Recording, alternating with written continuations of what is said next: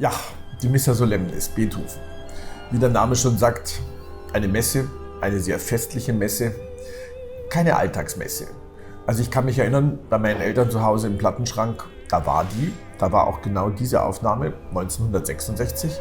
Herbert von Karajan, Berliner Philharmoniker, Wiener Musikverein und ein Sängerquintett, wie ich dann erst später festgestellt habe, Gundula Janowitz, Christa Ludwig, Fritz Wunderlich, Walter Berry, wie es wahrscheinlich besser in der Geschichte dieser nicht ganz so reichen Diskografie für dieses Werk nie schöner, nie harmonischer und auch nie passender zusammengekommen ist.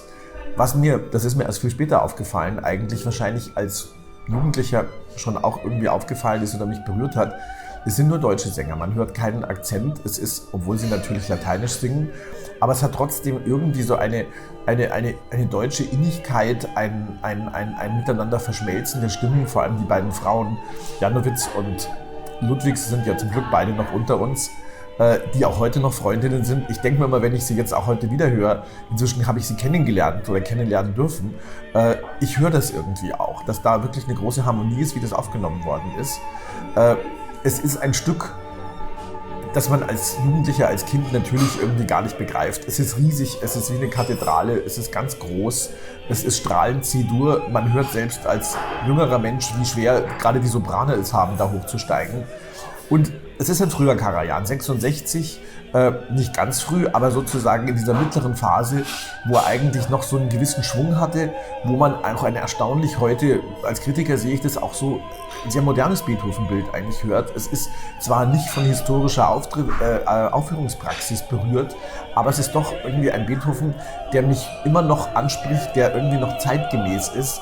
Und wenn ich dann seine zweite Aufnahme höre, 20 Jahre später, die ist mir viel zu schwerfällig, von der eigenen Bedeutung durchwirkt mit einem Sängerquartett, das dann natürlich international ist, das auch, wie ich finde, längst nicht mehr diese Harmonie hat, die diese erste Aufnahme hat. Und Missa Solemnis, das sagt ja auch irgendwie, es muss festlich, es muss groß sein, es muss etwas Besonderes sein. Das hat Karajan sehr gut rausgearbeitet in diesem Stück.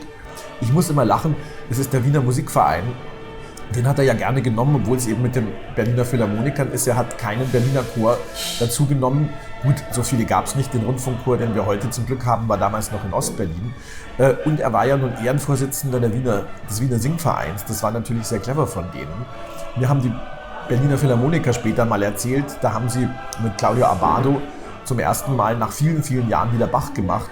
Sie seien im Grunde verdorben gewesen für diese ganze Chormusik durch den Wiener Musikverein, den sie immer mit denen haben aufnehmen müssen, weil das seien doch eigentlich nur singende Hausfrauen gewesen.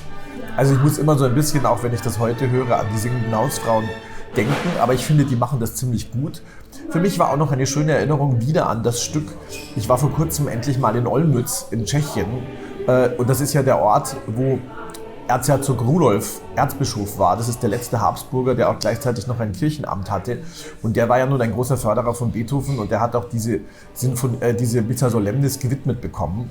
Und das ist zwar nicht zum ersten Mal dort im Dom dann gespielt worden, aber irgendwann, weil er war dann eben doch nicht mehr Erzbischof, wie es dann fertig war, aber es hat eben doch einen Bezug zu diesem Ort auch. Und ich hatte komischerweise dann das Stück im Ohr, wie ich dann da auch in dem Dom war und mir dachte, hat Beethoven das gesehen, ist er dadurch vielleicht auch noch inspiriert worden.